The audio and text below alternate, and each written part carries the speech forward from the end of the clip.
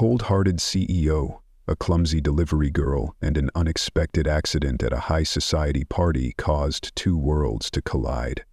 No one could have predicted that a simple stain on a shirt would spark a wild proposal, leading to a journey of passion, intrigue, and secrets never before revealed.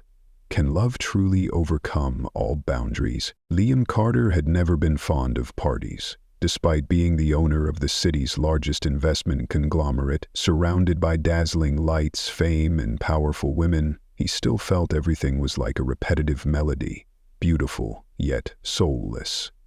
Tonight, the party was held at a luxurious villa atop a hill, where expensive champagne glasses sparkled under crystal chandeliers, and fake smiles echoed to the rhythm of the piano. Liam stood in a corner of the room, his perfectly tailored black suit hugging his tall frame, his gaze drifting aimlessly over the crowd, flaunting their watches, diamond rings, and Swiss vacations, as if those defined happiness. He was about to find an excuse to leave when a piercing scream rang out. "Oh my God!" Every eye in the room instantly turned toward the entrance. There stood a middle-aged man, Mr. Raymond, the chairman of an international bank, frozen in place, his expensive white dress shirt now stained red with some kind of fruit juice. In front of him was a girl with hastily tied hair, her face pale with panic, wearing a crumpled delivery uniform. In her hand was a plastic bag, emblazoned with the logo Faux 79, a small, Vietnamese restaurant tucked away in a corner of the city. I'm so sorry, I didn't see you," the girl stammered, fumbling for a tissue to wipe the stain off Mr. Raymond's shirt, but her trembling hands only made the mess worse. A chorus of giggles erupted from a group of diamond necklace-clad women nearby. "What's this? Wrong floor delivery? Oh my gosh, she's probably never seen a fancy party before." Liam didn't know what compelled him to step forward through the crowd buzzing with disdain. Maybe it was the girl's panicked eyes, or the indifference of those mocking her, or simply... For the first time in a long while, he felt something real. "Stop." Liam's voice was low and firm, silencing the entire room. The security guard, who had been about to drag the girl out, froze in his tracks. "Let her go. She didn't do anything wrong." The girl looked at him, stunned. Liam turned to her, his tone softening. "What's your name?" "Emily." "Emily Brooks." "You're here to deliver food?" "Yes, it was an order through the app. I didn't know this was a private party." Liam nodded slightly, then asked unexpectedly, "Faux 79, is that the place that sells yakisoba with a sweet soy sauce flavor?" Emily blinked. "Yes, that's right. It's my grandma's recipe." Liam gave the first genuine smile of the entire evening. "Perfect. I need a chef." The room seemed to hold its breath for a few seconds. "What?" Emily blurted out. "I'm serious. Lately my taste buds have been a mess. I need someone who cooks with soul. Triple your current salary. Interested?" Emily nearly choked. She glanced around at the wide-eyed stares, the shocked whispers, and Mr. Raymond still trying to scrub the stain off his designer shirt. In a reckless moment she couldn't quite explain, Emily lifted her head. 5 times! Otherwise I can't leave my grandma alone." Liam laughed, a real laugh, not the polite kind he reserved for investors. 4 times.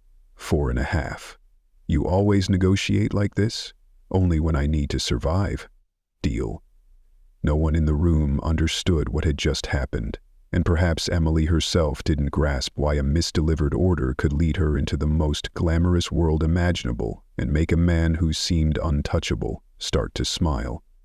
What she didn't yet know was that this was only the beginning of an emotional storm she wouldn't be able to stop. The next morning, Emily still couldn't believe the previous night had happened. She had planned to text and decline that crazy offer. Part of it was fear, and part of it was, who in their right mind hires a delivery girl as a private chef for the city's most famous CEO just because of some yakisoba? She sat at the old wooden table of the family eatery, Faux 79, watching her grandmother flip eggs in a pan, about to speak when, "You're not planning to go to work?" her grandmother asked without turning around. Emily froze. Grandma? You already know? About you spilling juice on one of the city's most powerful men and getting hired on the spot by the Carter family's CEO? Yeah, someone texted me about it. Her grandmother's tone was casual, as if her granddaughter causing a social uproar was normal. Emily bit her lip, hesitating. Aren't you worried I'll get scammed? He's been eating our food all year, hasn't he? Yes. If he wanted to kidnap you, he'd have done it by now. Emily sighed, grandma logic, but oddly enough, she believed it. When Emily stepped into the Carter Enterprises building, she felt like she'd wandered into another world. Towering glass walls, gleaming marble floors, and people moving so fast it seemed like no one had time to breathe. The apron folded neatly in her bag seemed to shrink deeper inside. I'm Emily, Mr. Carter's new chef. The receptionist looked up, her eyes skeptical as if she were being pranked. But then she picked up the phone, muttered a few words, and pointed. Top floor, elevators over there. When the elevator doors opened, Emily thought she'd stepped into an angel's kitchen. No, not an angel's. It was Liam Carter, leaning against the counter with his arms crossed, his sharp gaze fresh from a multi-million-dollar meeting, but his smile lazy in a way that felt oddly disarming. You made it? I got lost 3 times, but still got here. Does that count? He laughed. A laugh that wasn't meant to impress the media this time. It was real. Emily glanced around the kitchen. White marble, soft lighting, premium ingredients neatly arranged. Everything was so pristine she felt like a smudge of ink. Are you going to test my skills first? She asked, crossing her arms in a playful challenge. No, if it's bad, I'll fire you. That sounds tempting. Want to give it a shot? Emily nodded and rolled up her sleeves. The first dish. Yakisoba, of course. Liam didn't take his eyes off her for a second as she cooked. You're making me feel like a zoo animal, she said. I'm just observing an artist. She blushed but quickly hid it by focusing on the pan. Only, in the midst of their banter, she poured too much soy sauce. A sharp, salty smell filled the air. Emily froze. Oh no. Liam scooped up a bite with his chopsticks, tasted it, and winced. Have you ever swum in the ocean? Yeah, why? This is just as salty. Emily buried her face in her hands. Great, day 1 and I've ruined everything. Liam set the chopsticks down. It's bad. She looked up, bracing herself for the firing, but he smiled. Bad, but still better than most restaurants I've been to. Emily's eyes widened. So? You pass, Liam nodded, but with one condition. No putting salt in your coffee. Don't poison me, at least not on purpose. She laughed. She didn't know why, but in that extravagant kitchen, between 2 people with nothing in common, something had started to take root, and for the first time Emily realized maybe she hadn't stumbled into this world by mistake. Maybe this world had been waiting for her to arrive. A week after starting her job, Emily had officially become the mysterious phenomenon at Carter Enterprises. No prestigious resume, no model-like appearance, just a flour-dusted apron, hastily tied hair, and eyes that sparkled like sunlight through a glass window. People began whispering as she passed by. Who is she? I heard she's Mr. Carter's new private chef. A delivery girl? You've got to be kidding. Emily didn't hear, or rather, she tried not to.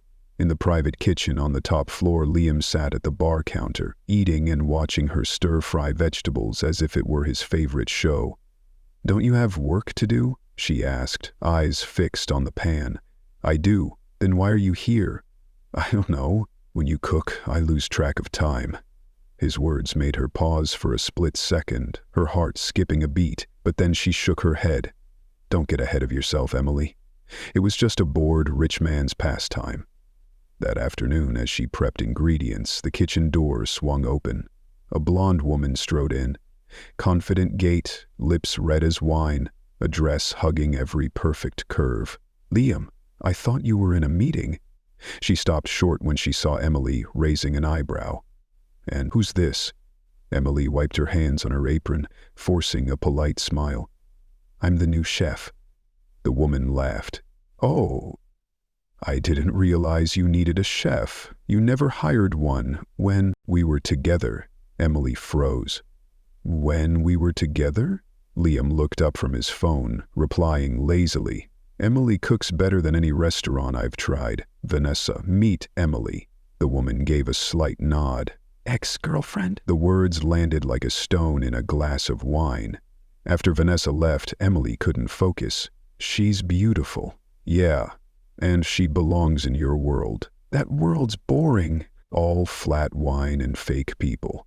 Emily fell silent. She didn't say it, but something nameless stung inside her. That evening, as she prepared dessert, David, Liam's financial advisor, stepped into the kitchen, a polished man with slicked back hair and eyes sharp as a fruit knife. You're Emily? Yes, that's me. I've heard a lot about you. The yakisoba, the grandma, the hometown? His tone carried no warmth. Emily just smiled. It's just food. David crossed his arms, tilting his head. Do you know where you are? This is Carter Enterprises. We don't operate on sentiment, especially not when it comes to mixing emotions with business. Emily stopped chopping. I'm here to cook, not for anyone else. Good. I hope you understand that, because if you think you can become something more with Liam Carter, he smirked faintly, you'll be disappointed soon enough. Emily clenched her fists, not out of fear, out of anger. That night, after everyone had left the office, Liam returned to the kitchen and found Emily sitting alone, clutching a frayed dishcloth. You okay? It feels like I'm the only thing out of place in this entire building. Liam walked over and sat across from her. But I like that out-of-place thing. She looked at him. In his eyes there was no pity, no amusement, just a gaze she couldn't pull away from. You know, you're the first person to say my food has soul. Because I can feel it. No one can fake seasoning with emotion. A beat of silence. And you? He asked. What about me? Do you feel anything from me? Emily looked down at her hands, then up again. I don't know, but if I do, I'm not ready to admit it. Liam nodded slightly. Me neither. They didn't say more, but between them something was forming. Nameless. Boundaryless. Like a melody slowly rising in pitch, and though an entire world stood between them outside, in that small kitchen, amid flavors and breaths, two heartbeats had begun to touch. The top-floor kitchen glowed with the soft light of late autumn sun. Emily was quietly preparing lunch as usual when Liam walked in, holding a newspaper with a bold headline, Charity Cooking Event for Famous Chefs and Entrepreneurs. She glanced at it, then went back to slicing carrots. And what does that have to do with me? Liam didn't answer right away. He dropped the paper onto the counter, saying slowly, I've signed up. Emily nearly cut her finger. What? My name's on the list, testing myself against the city's top chefs. Liam, she tilted her head, you can't make toast, you burn eggs, and you cut yourself chopping onions. But I have you. His voice was light as a breeze, but it stopped Emily in her tracks. You want me to cook for you? Liam laughed. No, I want you to teach me to cook. Work with me, step by step. Emily crossed her arms, narrowing her eyes. This isn't a family dinner. It's a competition with press, TV, and Michelin-starred chefs. Even better, I want a challenge for myself and for your trust in me. And so, for the next week, Carter Enterprises turned into a crash course CEO learns to cook. Emily wrote down every step, coaching him like a drill sergeant, from chopping onions to flipping eggs to seasoning. Liam was adorably clumsy but strangely persistent. One day, he turned away for 30 seconds and came back to find him sprinkling cinnamon into a lemon-sauced fish dish. What are you doing? Experimenting. Are you trying to kill someone? They both burst out laughing, but as the competition drew closer, the laughter gave way to focus. The night before the event, as they rested amid the lingering aroma of their final practice dish, Liam suddenly asked, "Have you ever thought someone like you could do something big?" Emily blinked. "I don't know. I'm used to small steps, one dish at a time. I never imagined standing in the spotlight." Liam leaned in, looking at her as if he saw something she didn't know about herself. "Then this time, stand with me." Competition day. The hall was packed. Press, entrepreneurs, sharp, wealthy faces, and a lineup of professional chefs with skeptical eyes. "Liam Carter? Cooking? This should be good." Emily heard it, but didn't react. She walked with Liam to the competition area as if stepping into a battle, not for money, but for something greater, trust. As the countdown began, Emily didn't hold Liam's hand, but her eyes said it all. "You can do this.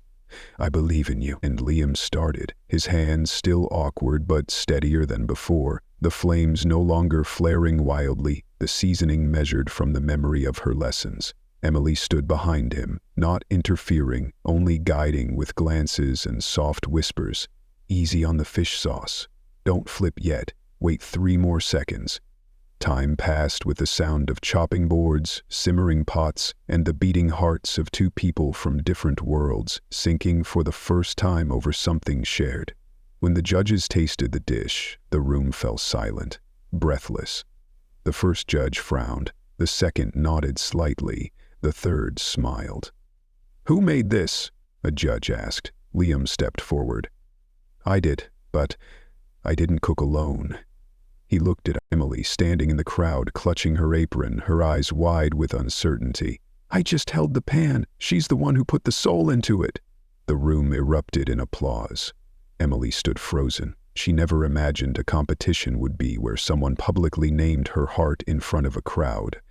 They didn't win first place, but as they left the stage, amid the lights and praise, Emily turned to Liam, her voice soft.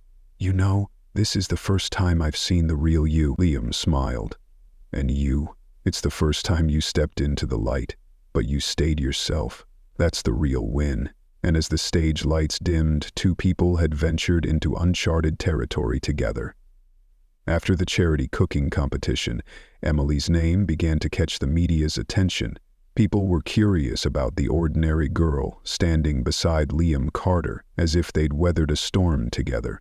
Articles with headlines like "CEO Carter, an unknown chef, moved the city," flooded news outlets. But while the world celebrated a beautiful story, one person didn't. Miranda Blake. A woman Emily tried not to think about, yet whose name clung to her every step like a shadow. That morning, Emily walked into the restaurant with a buoyant spirit.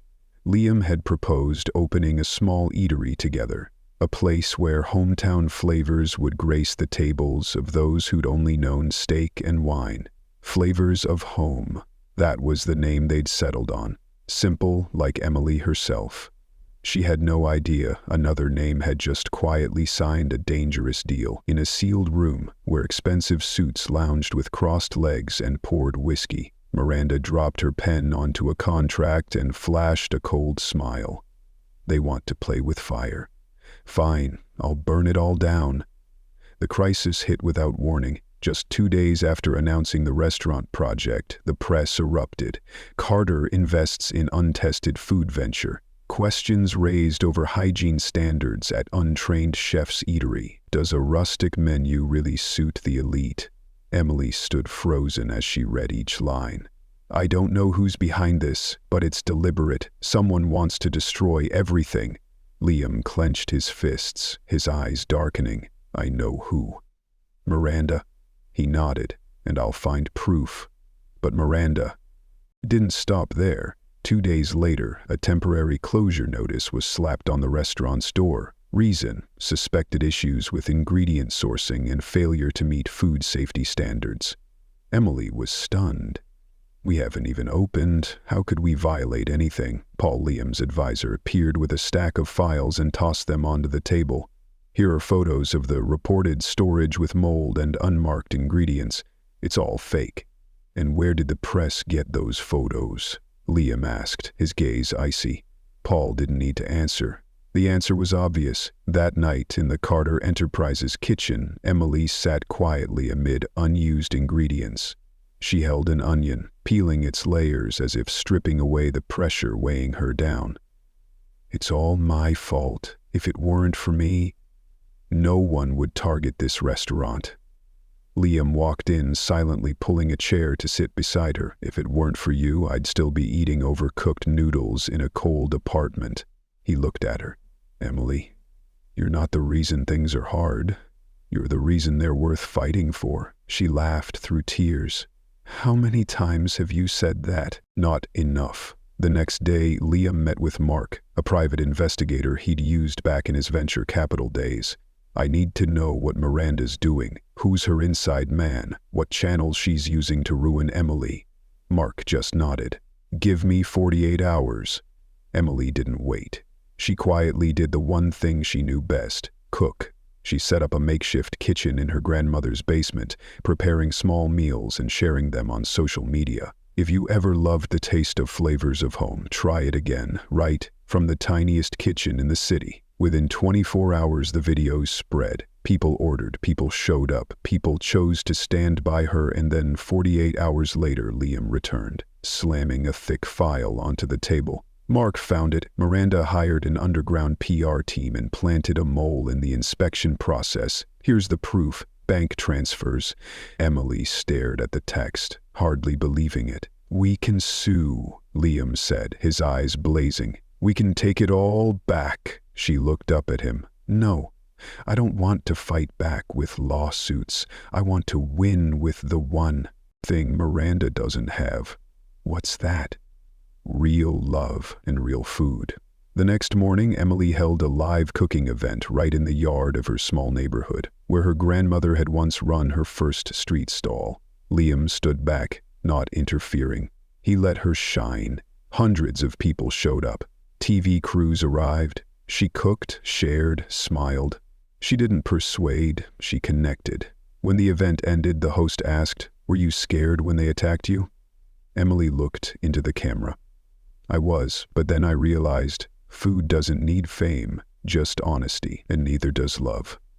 Behind the lens, Miranda, watching on a screen, smashed the wine glass in her hand. But this time, she couldn't stop it. Flavors of Home returned, hailed by the press as a miracle of resilience. And Liam, watching Emily smile amid crowded tables, knew his heart had no way back. As the gentle golden light poured over the small space of the old neighborhood, Emily stood in her mobile kitchen, once her grandmother's street stall, and cooked each dish as if rekindling memories. No fancy menu, no pristine white tablecloths, just a pan, a real flame, and unwavering resolve. Liam stood at a distance, quietly watching her. Under that light, Emily was no longer the anonymous delivery girl, but a woman carrying the soul of an entire community. "Are you sure?" Paul asked, holding the counterattack plan. Liam nodded. "It's time to give her justice." The file was sent to the city's sanitation board, accompanied by a signed accusation and bank evidence. Miranda Blake had bribed someone to fabricate a false inspection report. Less than 24 hours later, an official statement was released. Flavors of Home is completely innocent. All prior allegations were based on falsified evidence. Emily was washing her hands when her grandmother shouted, "Grand, get the news!" She rushed out, seeing the TV screen where the word "vindicated" scrolled beneath her name. Her eyes began to blur.